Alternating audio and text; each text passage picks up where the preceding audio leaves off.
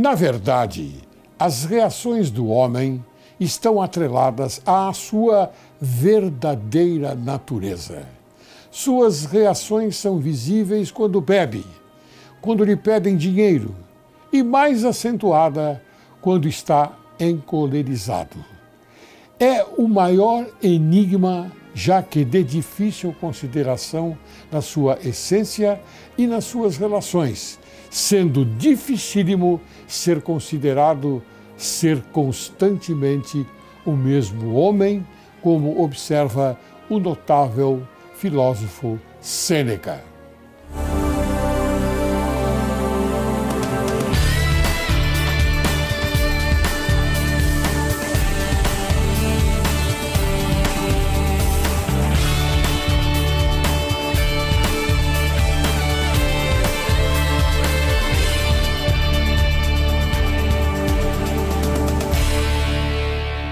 Direito e Justiça em Foco é o teu programa. E o Brasil, teu país. Inicio o programa de hoje com as sábias palavras de Sêneca, que assim dizia: todas as vezes em que tenho um diálogo com os homens, vejo-me diminuído. Hoje, Direito e Justiça em Foco apresenta a você, caríssimo telespectador, a soprano lírico Sirene Paparotti, que irá falar sobre o tema Canto como veículo social.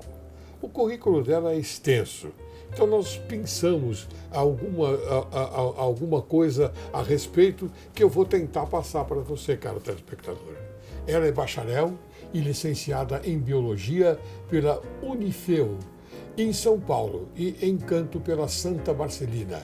Sirene Paparotti, soprano paulistana, iniciou seus estudos de canto e regência com o mestre e reverendo João Wilson Fastini e deu sequência com a soprano Neide Tomás. É mestre em canto pela New York University nos Estados Unidos, formada na classe de Ana Moffo. Na França, obteve o diploma do Estado de professora de canto, orientada pela soprano Madi Mesplé,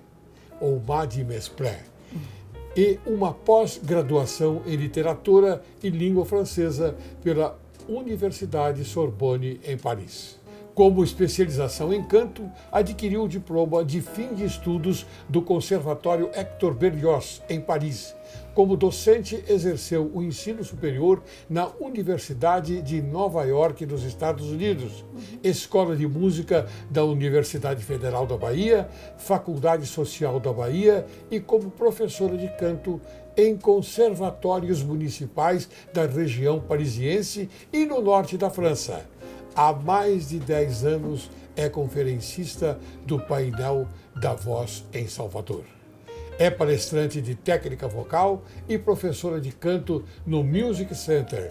Foi convidada como professora de canto do seminário Soemos, em São Paulo, por 4 vezes e em 2016.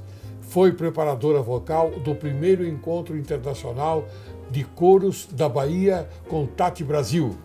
Em junho de 2011, publicou, em conjunto com a fonoaudióloga Valéria Leal, o livro Cantonário, Guia Prática para o Canto, agora na sua 3ª edição. Atualmente é diretora do Quarteto Classe Étoile, coordenadora do Departamento de Canto do Music Center.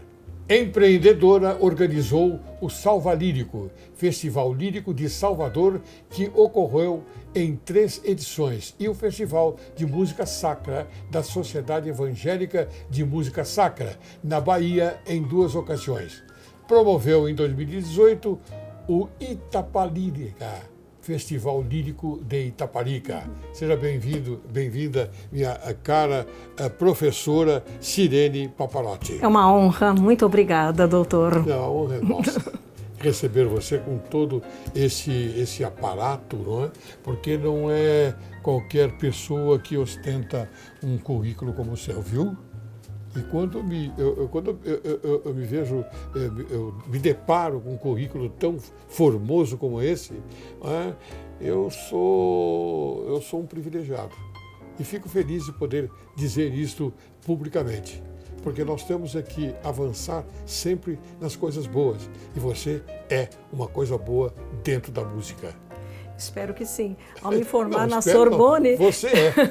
eles sempre diziam, olha, o diploma é para pessoas medíocres. As pessoas que têm genialidade não necessitam dele. Imagina. Não, mas você é formada pela Sorbonne. Sim, sim. Não é? E eles sempre falavam isso. As vésperas da formatura foi muito curioso. É para deixar as pessoas humildes. Sim.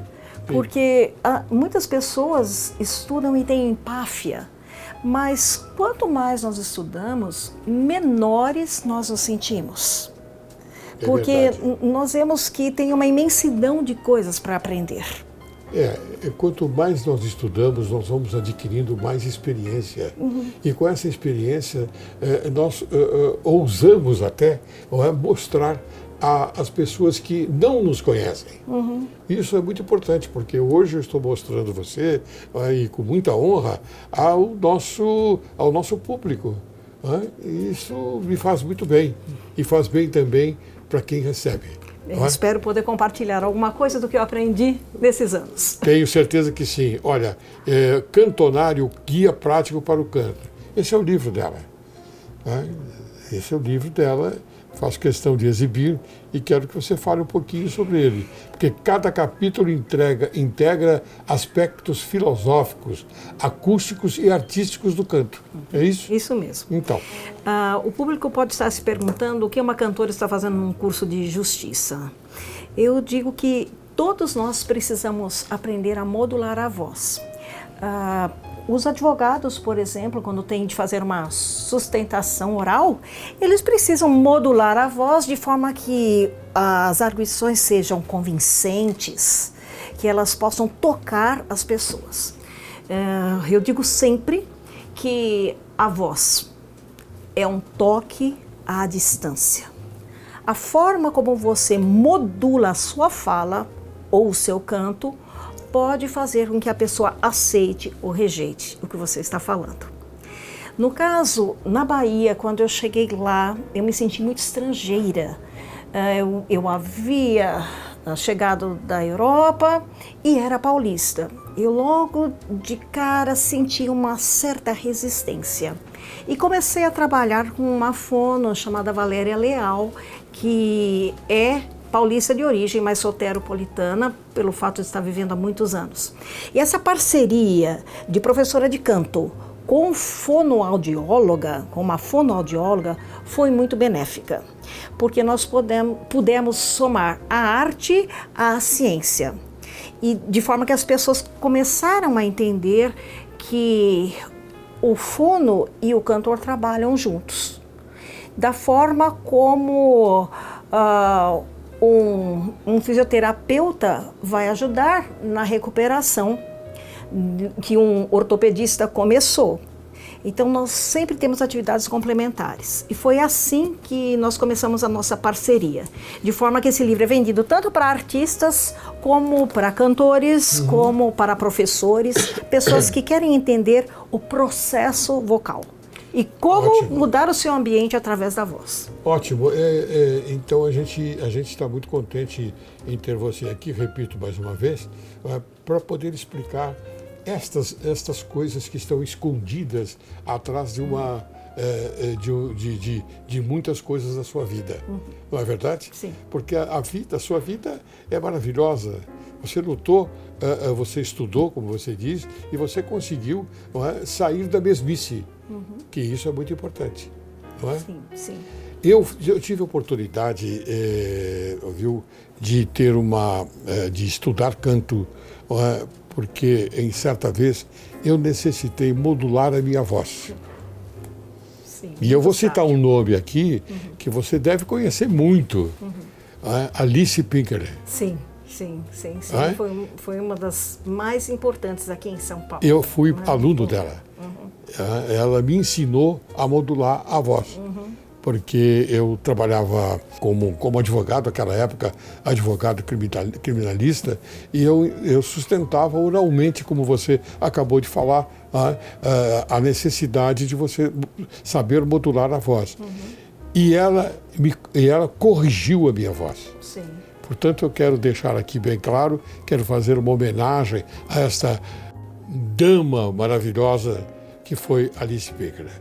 Eu fico muito honrado em ter participado e ter recebido ensinamentos preciosíssimos desta dama da voz. E tem um fator muito importante: quando nós usamos a voz, nós podemos nos machucar também. Assim como jogadores de tênis têm problemas no cotovelo, jogadores de futebol nos joelhos. Então, estudando técnica vocal, você pode se proteger. Isso proteger é a sua novidade voz. para mim, por gentileza. Explique. Sim, quando a pessoa faz um mau uso da voz, ela pode ter alguns problemas fisiológicos mesmo. De forma que as cordas vocais, elas têm de ser usadas apenas como um canal de vento, um canal do sopro, mas o restante nós fazemos com o corpo, com a respiração, com a articulação, com a ressonância correta. Então, se a pessoa não aprende a fazer isso, ela tem um abuso das cordas vocais. E nós temos também no nosso organismo uma maneira de você equilibrar a voz, não é? Sim. Através do, como é que é o nome? Do diafragma. Todos os cantores, todos os profissionais da voz, eles precisam aprender como respirar. Não se trata de uma respiração de sobrevida, mas uma respiração técnica, e que é diferente da respiração do balé, por exemplo. E então é fundamental, porque é o nosso fole. Sim. Se a pessoa não aprende a usar essa respiração, que nós no canto usamos a respiração costo-diafragmática, ele pode realmente não ter sustento para suas frases, né? Pode fazer com que a voz quebre. Do fôlego, por exemplo. Isso, não é? Isso mesmo. Do fôlego, do né? fôlego. Isso a gente observa em determinadas vezes, não é? As pessoas, quando se manifestam publicamente, acontece isso. Elas cortam a frase porque não sabem onde pontuar e elas estão ansiosas, então elas não sabem como respirar, elas têm que tomar mais ar. E eu até, me perdoe, mas eu vou dar uma dica. Quer dizer, nessa parte. Essa parte é fácil de ser, porque é fácil para quem sabe. Você controla pela mente. Sim. Tá? A cabeça é que está controlando todo esse mecanismo. Sim, sim. Não é isso? Nós enviamos ordem, né? Exato. E, embora o diafragma ele funcione por si só, né, de forma involuntária, né? Ele funciona, mas nós podemos assim também controlar um pouquinho todos os músculos que auxiliam a respiração. Eu tenho convicção sobre isso, porque quando a gente fala, quando a gente sustenta oralmente algum tema, a gente às vezes se empolga e sai da natureza daquilo que nós nos propusemos a fazer. E aí então fica complicado, como ela diz. Aí você entra em pane. Então você não deve entrar em pane, por quê? Porque a mente é quem vai dirigir aquilo que você está fazendo, ou seja, falando. E mesmo quando você precisa de algo muito dramático, você precisa aprender a fazer isso de forma controlada, para não perder a sua voz. Olha que maravilha! Que delícia! Muito bom. Aí, tá vendo? Então, nós aprendemos alguma coisa agora. De repente, eu até fiquei paralisado um pouquinho, mas depois eu entendi que isso fazia parte do texto. Isso faz parte do texto. E uma coisa também muito importante, há pessoas que têm naturalmente uma voz impostada, uma voz gostosa de ouvir. E muitas vezes essas pessoas querem expor a beleza da voz e escamoteando o conteúdo. Mas nós devemos colocar o conteúdo, a voz, em serviço do conteúdo. Isso é importante, né? A voz sozinha não serve para encantar as pessoas, para tocar a alma das pessoas. Sim. Então, ela é berçada pelas palavras. Certo. Muito bem colocado, muito bem colocado. Muito bem, eu agora vou chamar um pequeno intervalo, para depois então nós retornarmos e continuarmos essa conversa maravilhosa. Sim. Porque você tem muito a dizer. E eu tenho muito para explorar o que você tem a dizer. Tá bom? Vamos continuar. Você aguarde que logo, logo retornaremos.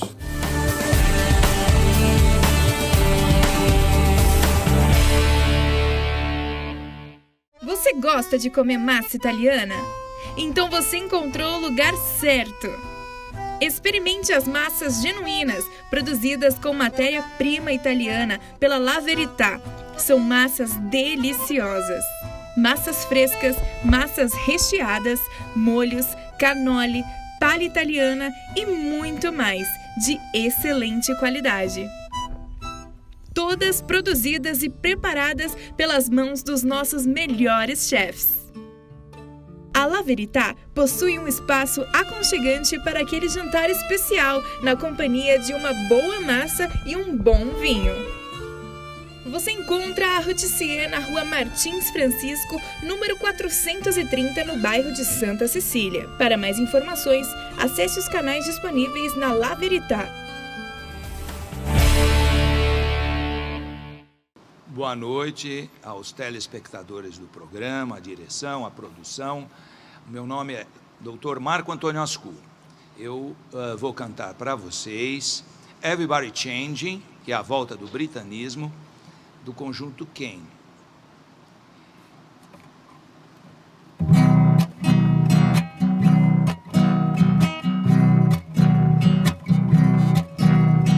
You're saying you wander for all that. When everybody think about, I don't see you can. You're arching, you're breaking, and I can see pain in your eyes. So say everybody changing, I don't know why. So little time, try one that has died. Try to make move this say and enter the game, and try to say I woke, I remember my name, but everybody changing, I don't feel the same. You're gone from soon, will this brave little beautiful life, but everybody changing, I don't feel right.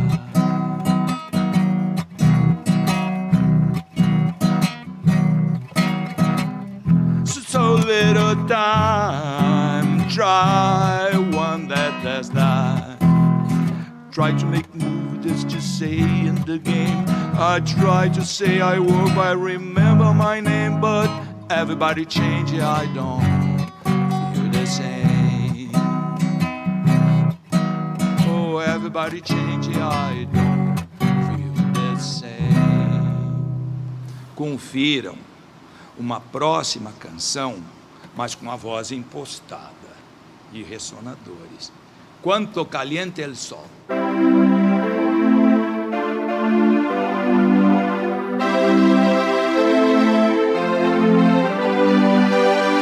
Quando caliente el sol aqui na playa, sinto tu corpo vibrar cerca de mim.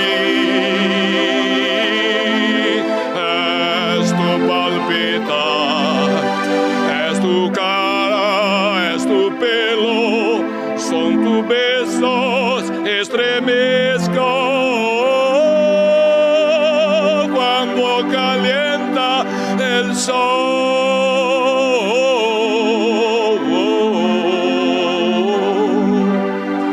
Cuando calienta el sol aquí en la playa, siento tu cuerpo vibrar cerca de mí. Esto palpita, tu recuerdo, mi locura, mi delirio, me estremezco cuando calienta el sol. Los niños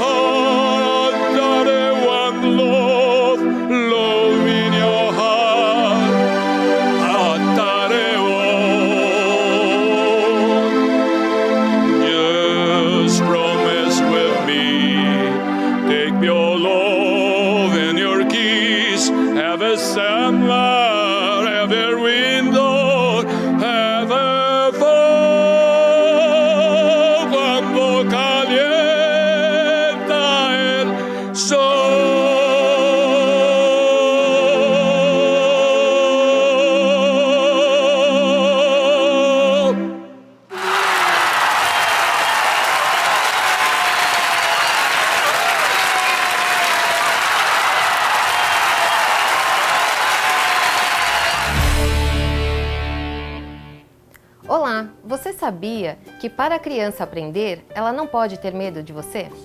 Durante o medo, o lado racional do cérebro sai de cena e então a criança não está mais aprendendo ou decidindo nada, apenas está só se protegendo. Quando você briga e grita com seu filho, é acionado no corpo da criança a resposta de luta ou fuga, colocando o cérebro dela no modo sobrevivência. Ela passa a não ouvir o que você fala. O modo sobrevivência desliga o cérebro racional para que o corpo possa tomar decisões mais rápidas de forma automática. Portanto, a criança não vai aprender enquanto sentir que não precisa se proteger de você. Aprenda a pedir desculpas. Permita que a criança te diga quando está com medo de você. Quando sentir que precisa se acalmar, ensine a criança a se acalmar também, trazendo o cérebro racional dela de volta para a realidade. Lembre-se que a criança aprende bem mais quando ela se sente segura, amada e encorajada. Por isso, uma educação positiva sem violência é bem mais produtiva. Obrigada e até o próximo programa.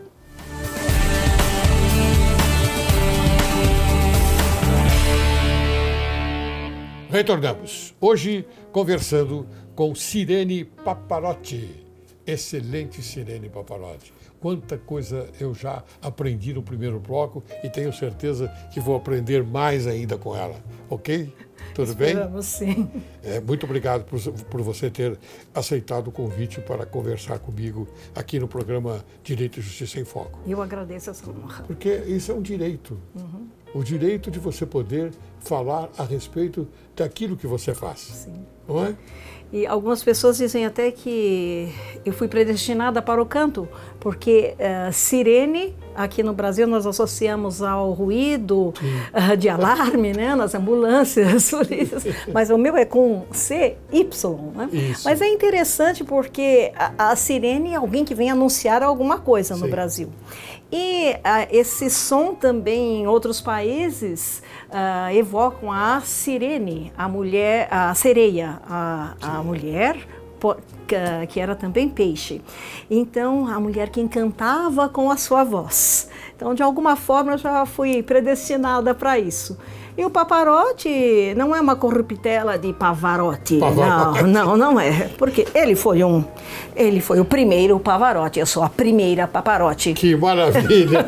Tá vendo? Ele foi o primeiro Pavarotti e ela é a primeira Paparotti. Não é? Essa é a diferença. Aliás, você pode notar que no rodapé da imagem aparece o nome maravilhoso da Sirene Paparotti. Não é? Muito bem. Eu agora vou continuar fazendo umas perguntinhas para você, para nós ilustrarmos mais ainda aquilo que nós estamos fazendo aqui, mostrando a você, ao público brasileiro. O que é o canto lírico? As pessoas, em geral, têm uma ideia empírica de canto lírico, né? Elas pensam no Fígaro, Fígaro, Fígaro, no Pica-Pau.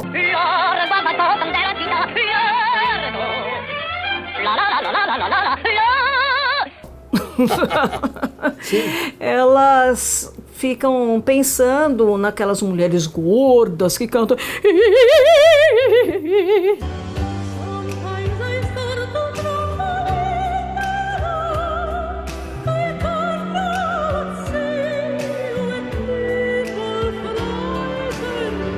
Eles acham que isso é canto lírico, né? Tem algo a ver. Mas o que é tecnicamente o que vem a ser o canto lírico, porque ele usa exatamente as mesmas propriedades do que qualquer outro canto ou qualquer outra fala. Agora, no canto lírico, nós temos um ajuste de ressonadores. Então, nós equilibramos todos os ressonadores, que sejam na cavidade oral, que seja na laringe, que seja na faringe, de forma que tudo aconteça simultaneamente. Vou dar exemplo, então, porque às vezes a pessoa não consegue entender essa linguagem. Então, quando a pessoa vai cantar, o vocalista mais conhecido, né, brasileiro mais conhecido, que é de Villa-Lobos, é...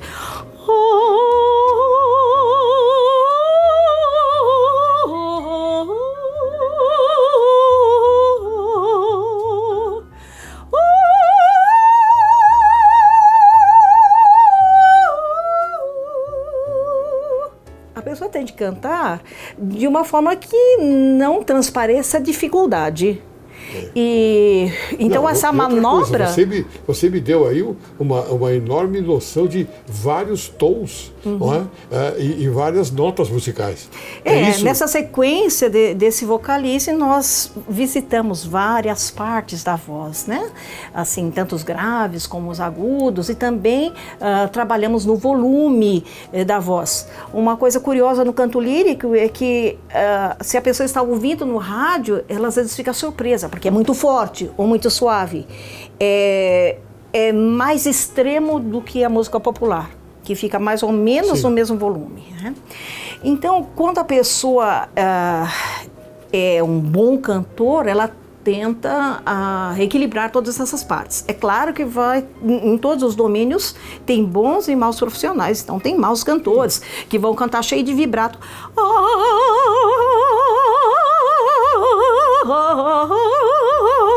Que parece um monte de fantasma.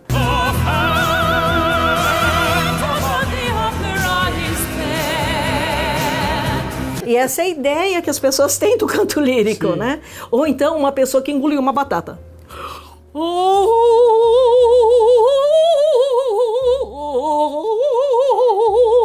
E não tem palavra, somente o som. De todo jeito, o vocalize, né? Só tem o som. Então, de acordo com a forma como a pessoa projeta a sua voz nos ressonadores, ela pode alcançar uma forma optimal ou não do canto.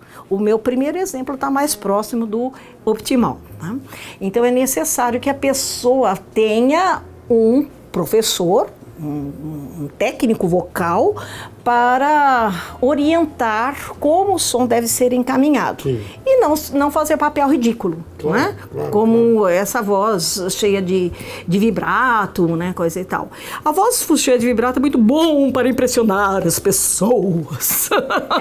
Isso faz parte de uma técnica de oratória, sabia? Ah, sim. Não é? E antiga, por sinal, né? É antiga. A técnica da oratória é exatamente essa. Há certas diferenças, não é, na colocação da voz, não é? E inclusive com intensidade ou menos intensidade. Quer dizer, isso é que a gente sabe que existe, não é? Muito bem. E me diga uma coisa...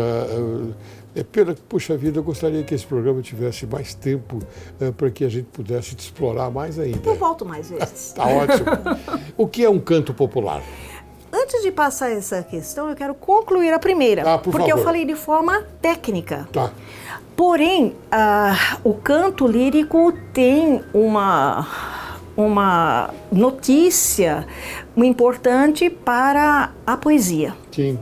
Então, tudo no canto lírico é baseado na poesia, a menos que seja um vocalize como esse que eu falei. Mas mesmo no vocalize em que eu cantei, é necessário imprimir uma emoção.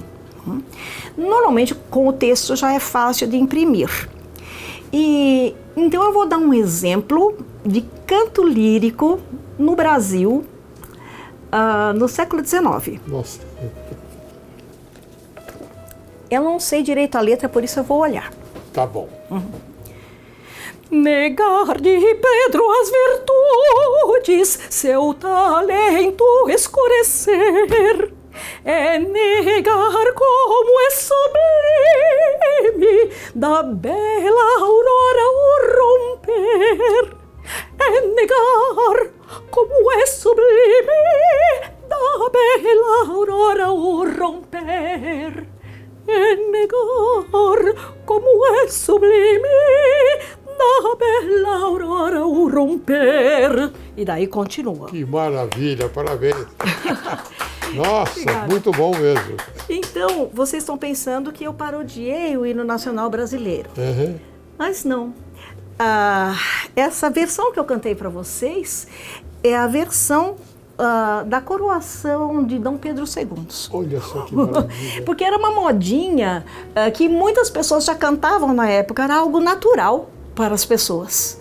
Esse canto lírico era natural. Nossa. E teve uma outra primeira versão que foi ainda para abdicação, de quando Dom Pedro abdicou, né, em favor do seu filho. Dom Pedro I abdicou em favor de Dom Pedro II.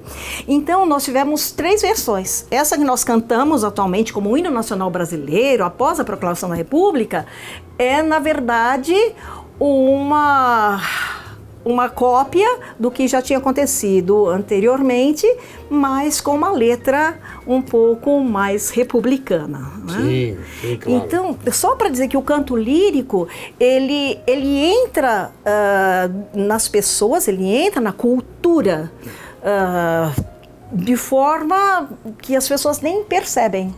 Então, pelo fato de ser um hino cantado, na época não era um hino, né? Era uma modinha. A modinha era o tipo de canção. É igual a gente fala, moda de viola, que é uma canção tocada na viola.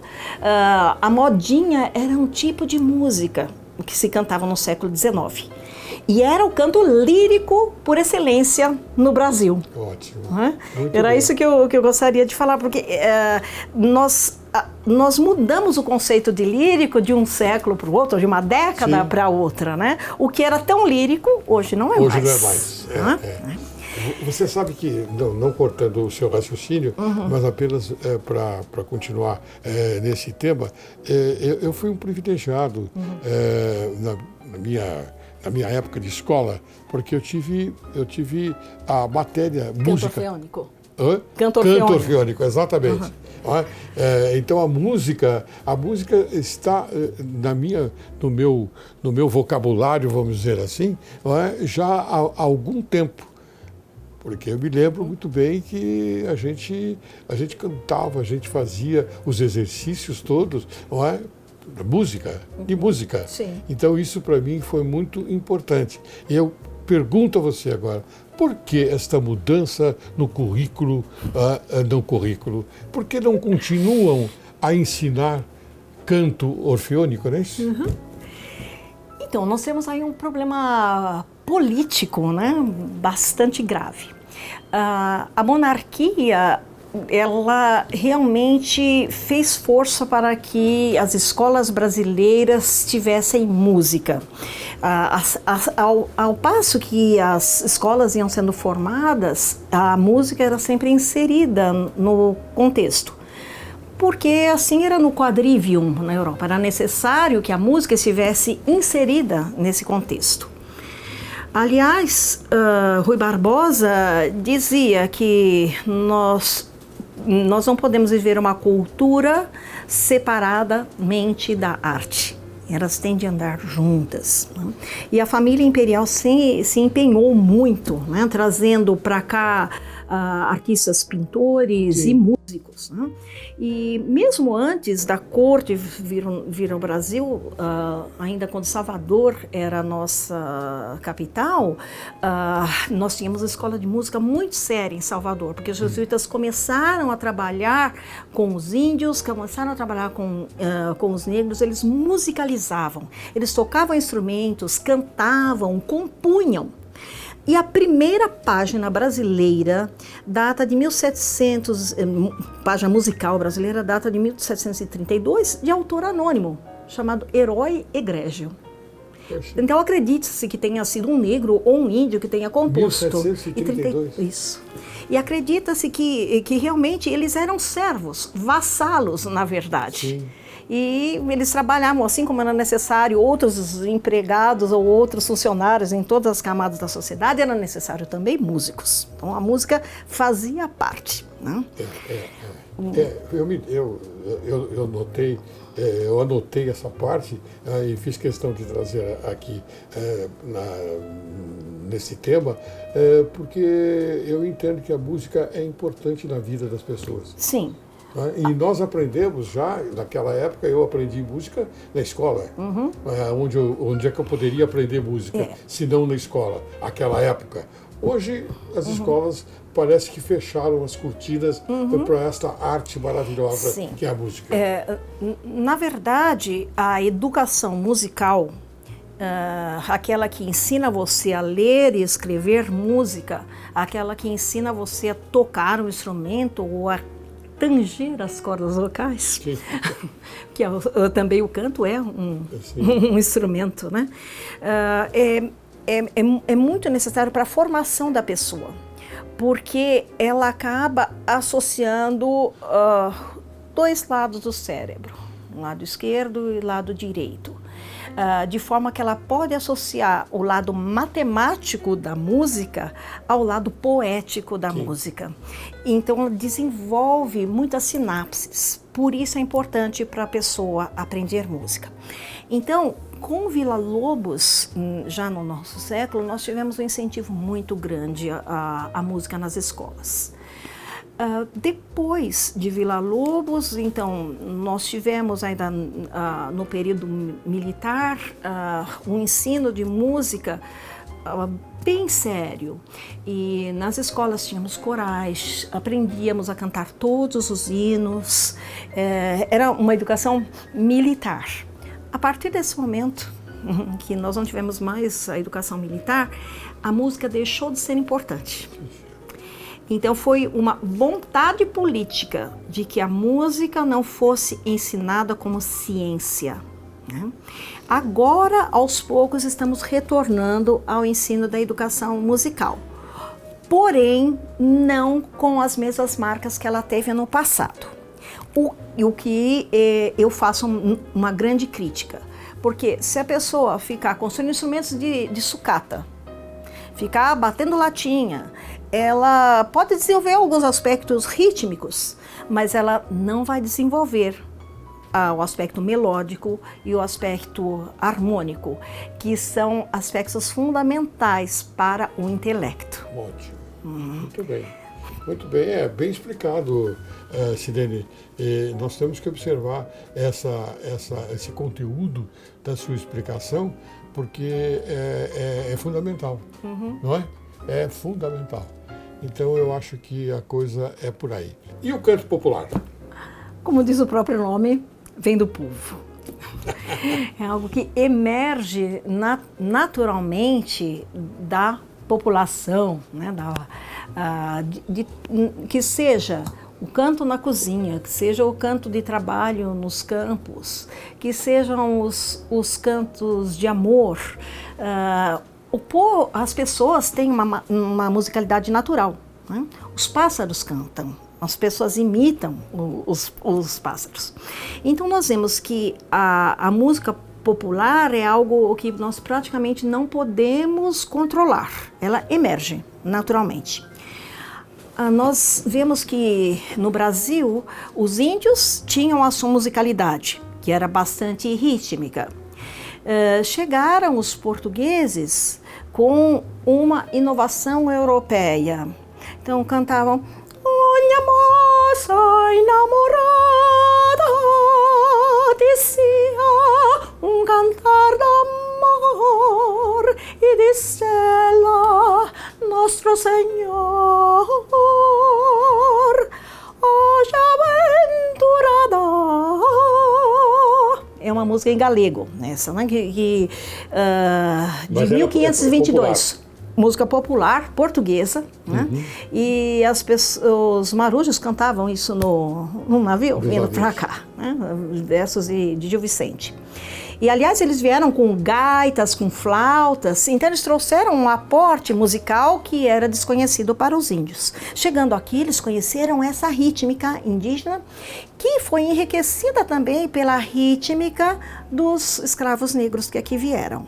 Então, a música popular, ela foi se transformando no Brasil, com um misto de várias culturas. E nós vemos que quando a corte chegou com muitos compositores e músicos da Europa, trouxe ainda a tradição francesa, a tradição italiana. Então, a nossa cultura foi sendo cada vez mais enriquecida. E o que acontecia? Os escravos ouviam essas coisas e eles cantavam também, imitando isso. Eu digo os escravos porque os índios, pelo fato de terem sido dizimados e cada vez terem sido inseridos na floresta, eles perderam a comunicação com os brancos, né? Autenticidade. A comunicação com os brancos, de forma que os negros tiveram mais contato com os brancos, Sim. porque eles estavam na casa, né? Então, os negros, eles ouviam mesmo as canções de ninar, as canções de criança que os franceses cantavam e que repetiam essas canções. Então, nós vemos que houve uma colaboração mútua. Então, eles entendiam de uma forma, reproduziam de outra. Nos salões da aristocracia, então, se cantavam modinhas com o piano, Sim. né? Mas o povo não tinha necessariamente piano nas casas, então fazia o quê? Pegava com o violão e com a moda de viola. Sim. Então, nós tivemos, assim, um mecanismo que foi sempre de interação entre a música popular e a música clássica ou erudita. Mas, com o passar dos anos, nós tivemos uma digressão e tivemos um afastamento dessas duas artes. De forma que hoje nós temos a música erudita em concertos e a música popular em todos os lugares. Rádio, esquina, bar, né? E o que acontece é que na música lírica o texto era importante. Hoje em dia nós perdemos essa importância do texto, essa poesia, esse romantismo que tinha. Mesmo na música popular anterior a que nós conhecemos hoje, nós tínhamos mais poesia. Então, infelizmente, a música popular que nós presenciamos não é uma música que enriqueça o espírito, né? Ela pode trabalhar com o corpo, mas não trabalha com a mente. Sim. E isso é muito perigoso. O trabalho mais importante é aquele dirigido pela mente. Pela né? mente. Lógico. E daí a vocalidade é completamente diferente do canto lírico, claro. Então a pessoa, como eu falei, tem que usar a respiração, a articulação, mas os ressonadores são diferentes. No canto lírico usa tudo, no canto popular não, ele foca num ressonador, né? Debaixo dos caracóis dos seus cabelos. Então a pessoa está vendo que está na rinofaringe, está aqui a voz, né? Mas a voz, onde é que ela tem que ficar? Do diafragma? Ah, não. O diafragma é só um fole. Ele produz o ar que vai vibrar as cordas vocais. Uma vez que ela passa pelas cordas vocais, ela cai nos ressonadores. E esses ressonadores que que constituem a fábrica de estilos. Então, quer andar de carro velho, amor? A gente já viu que não está mais aqui. Está aqui. É uma outra ressonância. Então, os estilos variam de acordo com os ressonadores usados. Muito bem explicado. Muito bem explicado, porque isso a gente nota na televisão, pelas apresentações desses cantores e cantoras, não é? E então a gente observa determinados aspectos que não enobrecem aquilo que eles estão fazendo. Não é? Não na maioria das vezes, porque nós temos cantores maravilhosos, não é? Que merecem todo o nosso respeito, nossa admiração. Mas, às vezes, alguém se apresenta com uma certa deformação. Não é? E nós tivemos também o advento da bossa nova, que era uma música mais oralizada. E que daí foi usada tanto para cantar amor, como para fazer protesto, né? Então, já era uma música mais intelectual, não é? Muito bem. Eu estou terminando praticamente o programa. Lamentavelmente, porque não é todo dia que nós conversamos com uma pessoa erudita como você e se manifeste desta maneira pela nossa cultura musical. Sim. Isso é importante colocar, porque nós somos aquele tipo de pessoas que gostamos de levar, não é? De levar com seriedade, não é? Aquilo que fazemos. Fazemos bem, procuramos fazer bem, perdão, mas e às vezes falhamos, mas o nosso intuito é levar essa cultura para o Brasil. Sim. Viu? E eu estou disponível para outros programas. Você virá, sim. Você virá, com certeza. Eu queria agora fazer uma pequena lembrança do programa, queria entregar a você uma pequena lembrança do programa Direito e Justiça em Foco. É um livro chamado Dolo Processual em Matéria Civil e Penal. Não tem absolutamente nada a ver com música, mas Tem a ver com cidadania. Tem a ver. Eu já fiz aqui a dedicatória, Muito então obrigada. eu quero entregar a você. Viu? Processório em matéria civil e penal. Eu vou ler. Ofereço esse exemplar a soprano lírico Sirene Paparotti com o meu fraterno abraço. E a data de hoje. Tá bom? Muito obrigada. Muito Vou bem. devorá-lo. Agora as suas considerações finais, por favor. Sim. Eu convido a todos a se exercerem na arte do canto, porque o canto é um instrumento barato, né? Você já tem no seu corpo. Então, com ele, você acaba estimulando outros aspectos da sua vida. Então, se você quiser realmente descobrir o seu corpo, descobrir o seu emocional, venha trabalhar conosco. Nós estamos aqui em São Paulo, no Music Center, atendendo a todo o público. Nosso aluno mais jovem tem 8 meses e a nossa aluna mais idosa tem 105 anos. Então, tem faixa etária para todos nessa escola. Você pode me passar o endereço? Pois não. Tá? Assim eu vou colocar no rodapé da imagem. Sim. Ok? Muito bem. Eu queria aproveitar essa oportunidade, viu, Sirene, e prestar uma homenagem à minha tia, que já não está mais conosco, mas ela era professora de música. Sim. Professora de música. Olha só que coincidência eu fazer um programa hoje, não é? E no final do programa dedicar à minha querida tia Maria José Pisani de Seta, perdão. Maria José Pisani de Seta. Que Deus a tenha em bom lugar e esse momento eu ofereço a você, minha querida tia, uma grande musicista, assim que se diz? Sim. Musicista, né? Uma grande musicista. Essa é a homenagem que eu queria prestar. Tá bom? Obrigada. Ótimo. Muito bem. Eu agora estou encerrando o programa.